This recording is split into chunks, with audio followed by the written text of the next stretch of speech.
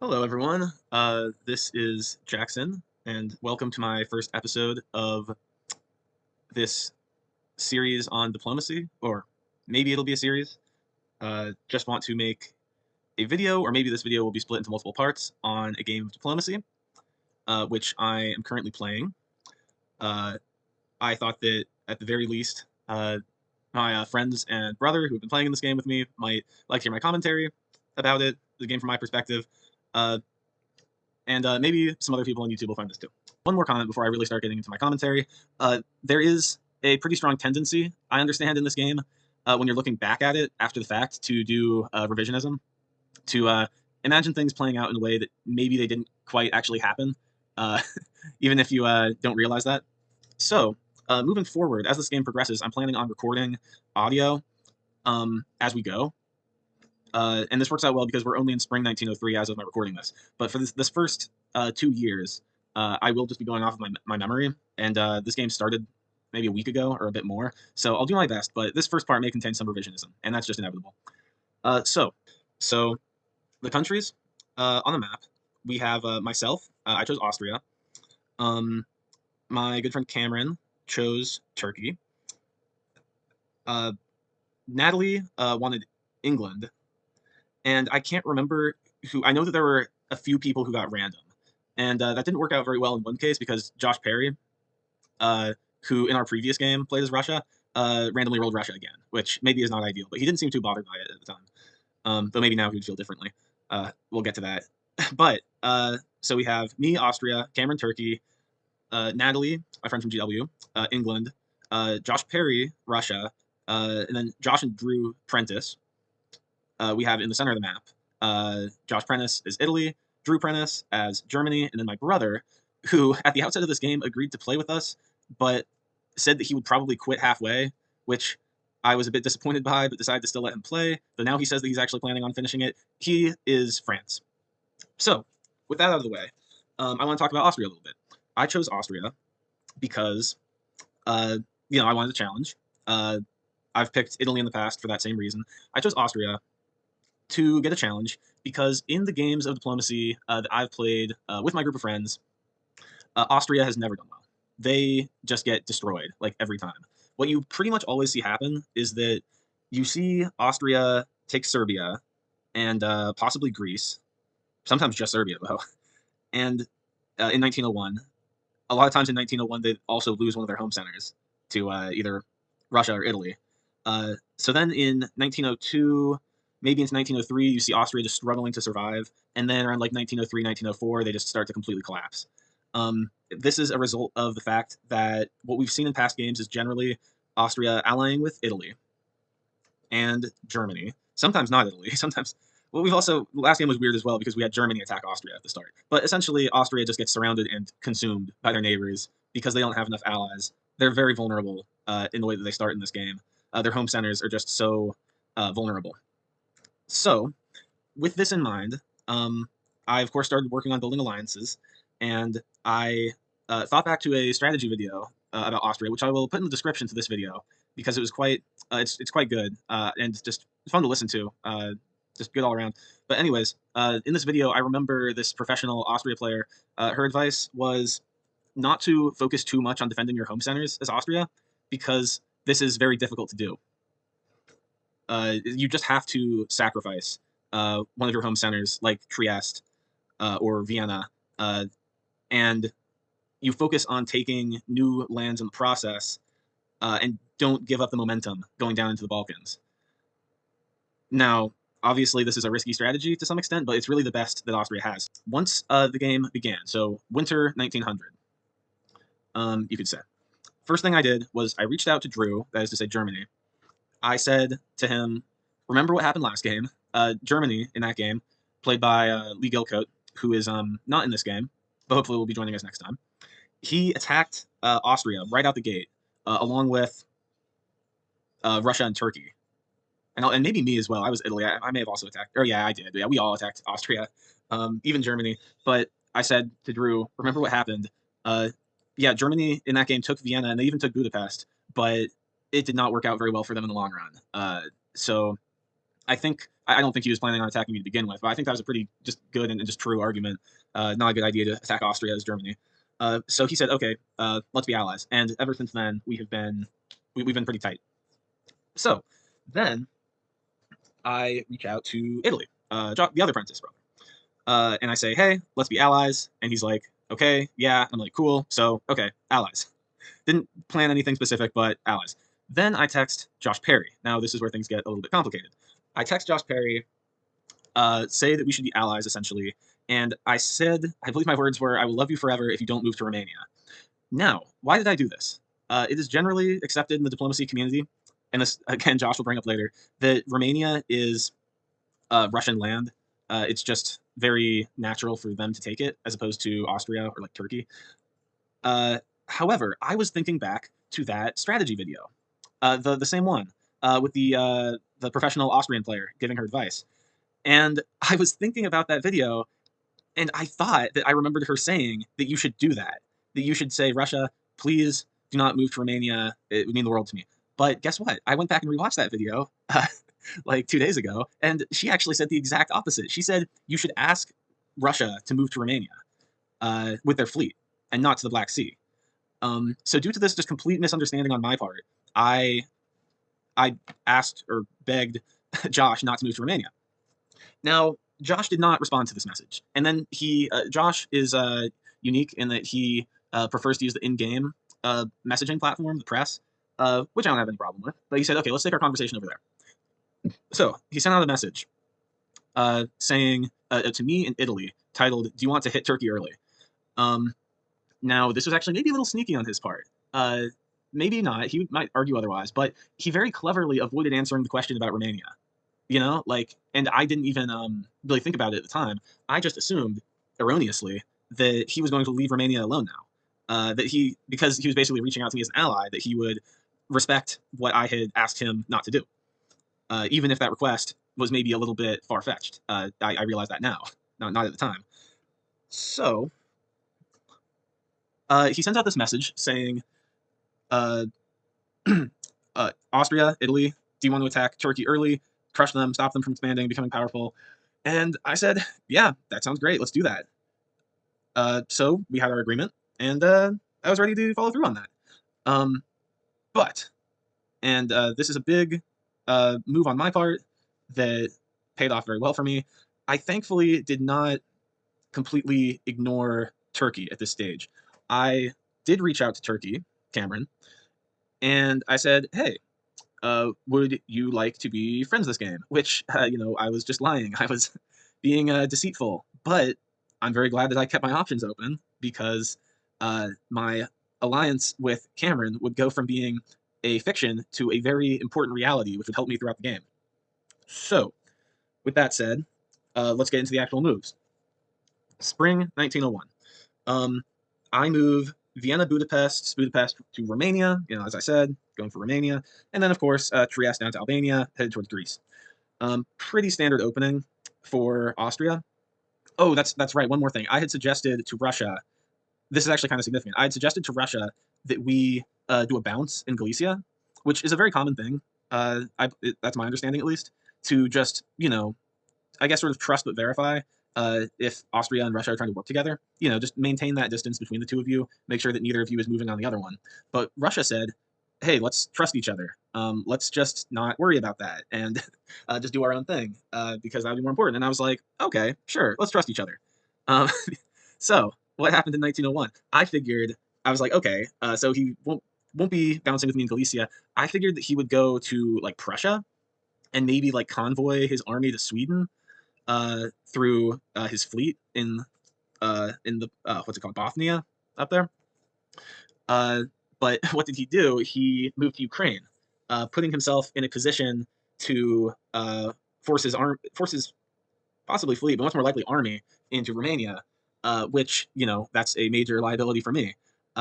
Especially when I was under the impression that he was leaving Romania alone, because I thought that's what the deal was. Now, looking back on it, he had never actually made that deal, but I still felt like that was a pretty big betrayal. And looking at the map now, if he'd gotten that army into Romania, that would be that would really put me in danger, because then Budapest and Serbia would be threatened by that army, potentially. So that wasn't great for me, seemingly. But not only that, the other Josh, Italy, moved to Tyrolia, which I was like, hey, I thought we were allies. So it looks like we have Italy going after me, we have Russia going after me. I thought he might argue differently, but that's how it seemed. So I thought at this point, 100% that initial message about attacking Turkey that he had sent to me in Italy was just a complete ruse, and that Russia and Italy were actually just planning to attack me from the beginning. It wasn't actually Turkey that was on the menu. It was schnitzel, I guess you could say, in Austria. So I was like, shit. Well, this is bad. So I, of course, then reached out to Turkey and was like, hey, well, I just continued where I'd been basically at saying we're allied, except now, just one move later, this had went from being a fake alliance to like a very real, very necessary alliance for me. And I will wrap this up because we're coming up on 20 minutes, which is crazy. I guess this entire video will just be spring of 1901, or I might do fall 1901 as well. But let's just do a couple more things to wrap it up. Things further away from my neck of the woods in Austria. You see already in spring 1901, poor Natalie, England, is not in a great situation because, first of all, there's a bounce in the English Channel. So clearly her and France are not friends. They're going to be, it's a pretty good indication that they're going to be fighting each other, unless that was a planned bounce, which I know now it wasn't. So they're enemies. And then not only that, but up in the north, aside from in addition to going after Romania, Russia is going for some sort of northern gambit, Scandinavian gambit, moving Moscow up to St. Petersburg. And St. Petersburg, rather than going to Bothnia, has moved to Finland. Clearly, he was angling to take both Sweden and Norway. And he was planning to take Sweden through an agreement with Germany, which, that's a pretty common move in this game, and then also move to Norway to bounce England and stop them from taking it in 1901. So poor Natalie, she's basically at war with France right out the gate, and also Russia is trying to stop her from taking Norway, and also she's not at this point, because I was texting with her as well, she's not allies with Germany, so she is just pretty damn isolated and just really doesn't have any hope of taking a single center in fall 1901. And I don't know what she could have really done to prevent that. I guess, she could have maybe done more to get Germany on her side or to get France on her side. But that was kind of just the situation she ended up in. And that's too bad. But I think that is it for spring 1901. So I head into the fall of 1901 with a lot of hope, but a lot of uncertainty. If Cameron can be believed, it will help me hold Romania, and I will definitely take Serbia. However, it seems likely that Josh will bounce me in Greece, preventing me from taking the province, and it seems very likely that he will move to one of my home centers in Trieste or Vienna and capture it. All I can do now is wait and pray. Then, on the night of October the 23rd, the message comes down that the game's adjudicated. I log into the website, look at the map, and see that somehow I have taken all 3 centers and not lost one of my home provinces. This is nothing short of divine intervention.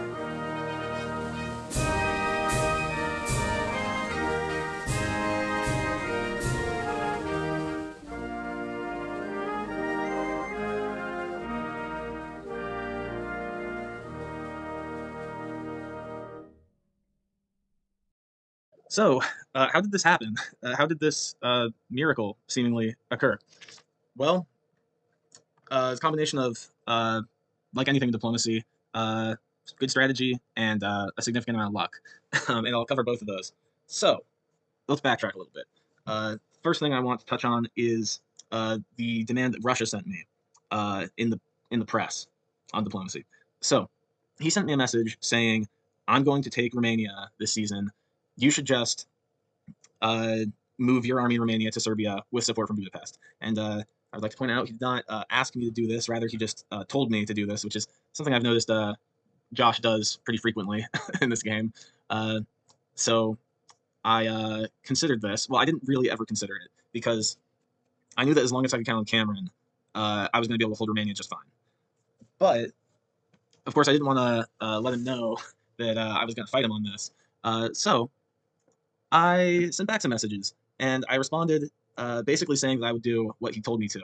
Uh, and I said it in a way that I thought was fairly believable as well. Oh yeah, I said, okay, well, I'll give you Romania, but you better help me take Bulgaria next turn. And I think that did the trick, like that, because that's like sort of like a believable thing, right? As opposed to just being like, oh yeah, I'll do what you said, sure.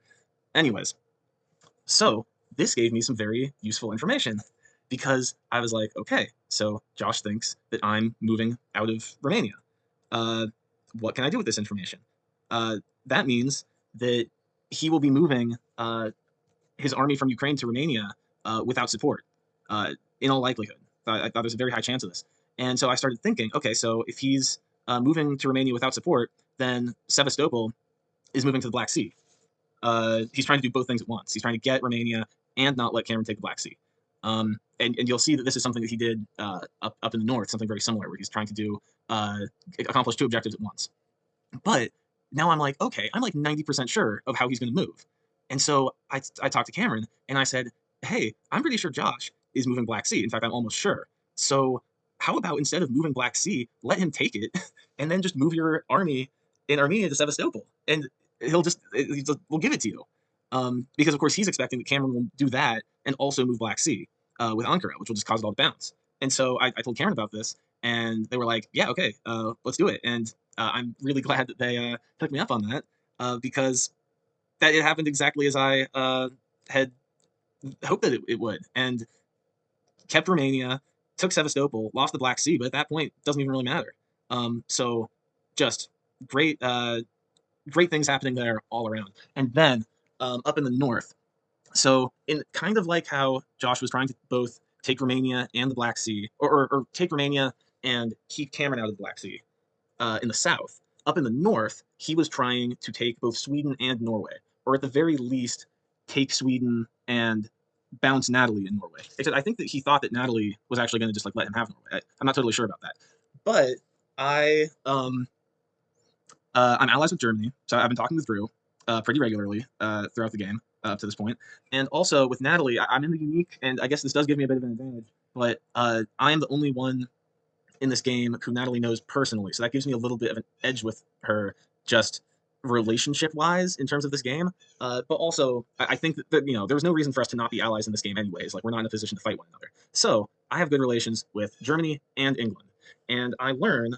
from both. Well, I learned uh, from Drew from Germany that he's made an agreement with Josh to move to Sweden, or sorry, to let Josh have Sweden rather, which again is a very common thing in diplomacy. If Russia or if Germany wants to be friendly with Russia early, it's pretty normal to just let them have Sweden. But I've been talking with Drew, and um, he wants to help me. We'd already been talking about going after Warsaw potentially in 1902. Um, and very subtly, I never actually asked him uh, to go for Sweden and keep Josh out. I never actually asked him to do that, but I sort of subtly, I guess, pushed him in that direction. And then he suggested, "Hey, I think I'm actually gonna keep Russia out of Sweden." And I was like, "Yes, good, do that. That sounds awesome." So, oh, sorry, I'm outside. There's some very loud birds.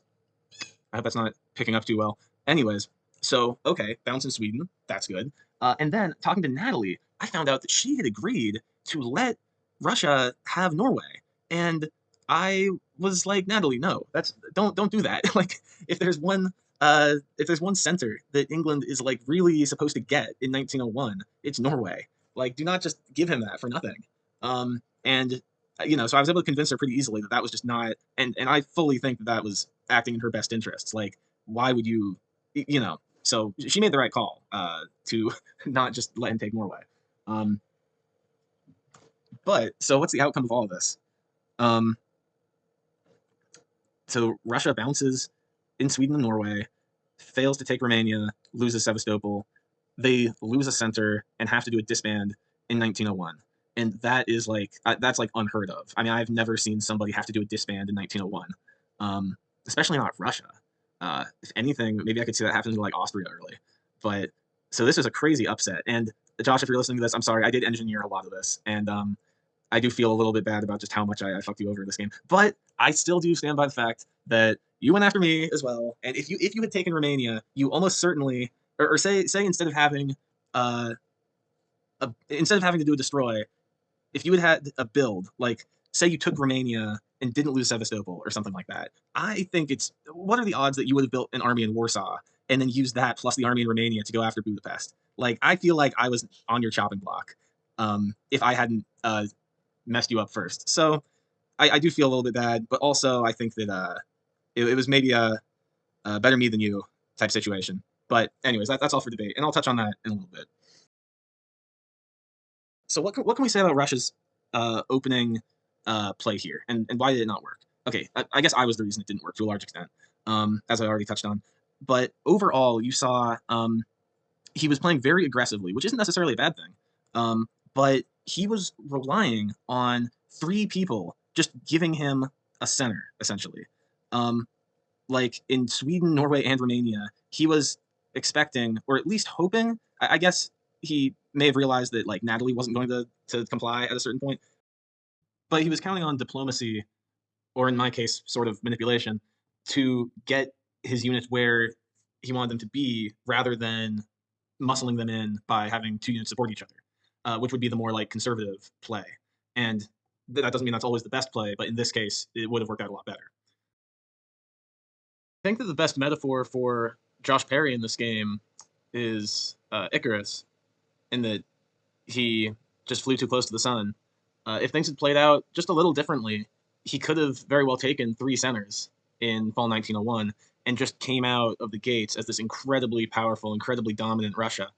But that is not how events ultimately transpired. So, instead of soaring to greater heights, the Russian eagle came crashing down in fall 1901.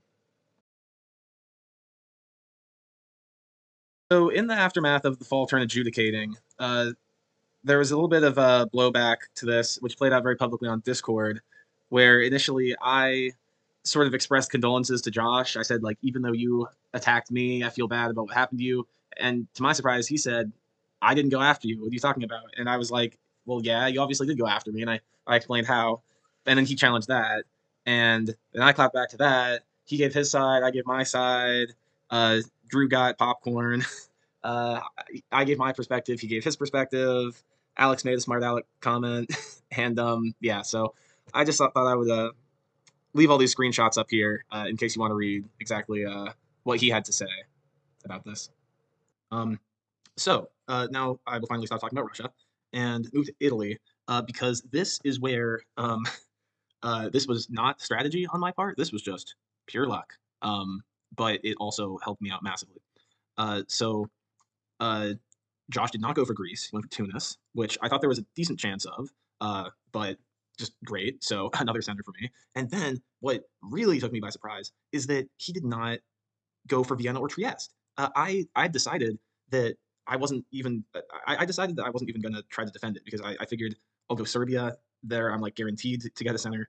Whereas if I go back and try to protect one of those two with Budapest, um, I only have a 50% chance of securing it. Or if I go back with both units, I have a 100% chance of securing it. But then, like, what am I doing? I'm not expanding. I'm just like protecting. That would be a terrible idea.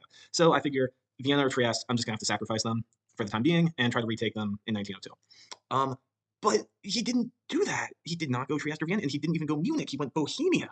And at first, I just had no idea what he was doing. And then I came to realize over time that he was going after Josh, after Russia Josh, which at that point, I really do just feel bad for Josh Perry because, like, what the fuck? Like, not only do you have, like, Germany, England, Austria, and Turkey all, like, kind of working together against you. In the case of England, though, I don't think that's really, like, that's just England going after their territory. That's not really, like, a betrayal. I mean, I guess it kind of was a betrayal because Natalie had told him she wouldn't go there. But in the case of Italy, just coming up out of nowhere just to fuck you over, that's got hurt. And also, it was amazing for me because that meant I got three builds in 1901, which I have never gotten before. I don't think. Certainly, no one playing as Austria has. I've never seen that before. So very happy with how this turn went. I got three builds, and Russia is basically out of the game. I mean, they're just severely weakened at this point.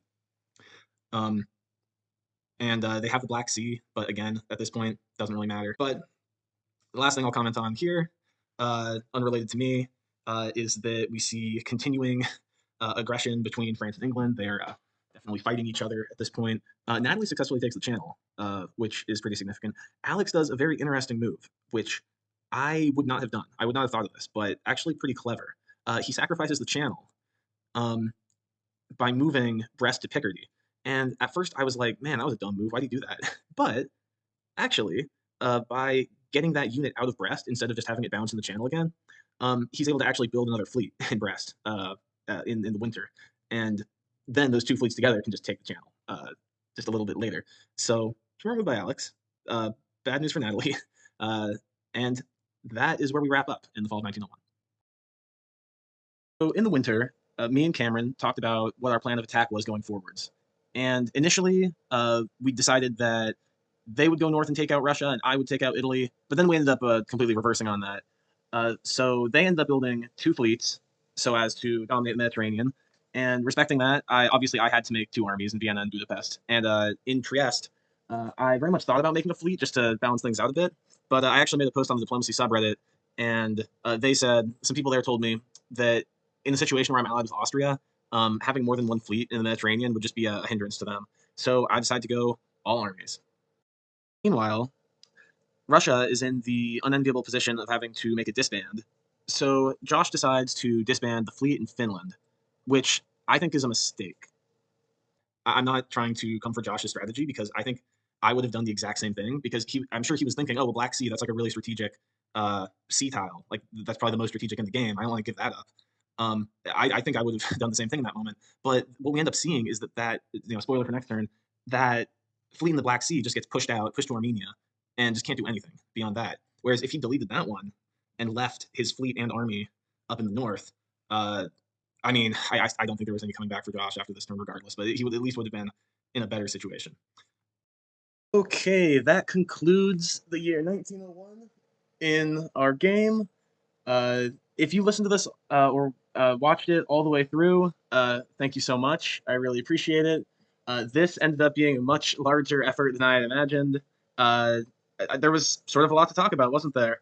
I want to do this with future years, but I will anticipate that upcoming seasons will be much, much shorter. I'll have less to say about them because this is the first year of the game. It's in a lot of ways the most decisive. There's the most going on, building alliances, stuff like that. So I'm hoping to get out much shorter episodes going forward that take a lot less time to script and record and edit. Well, I don't script out everything. I just have like a very rough piece of paper I'm working from. But anyways, thanks again for watching my first episode of Diplomacy, and hopefully I'll have another one out before too long. So wherever you are, whoever you are, have a great day.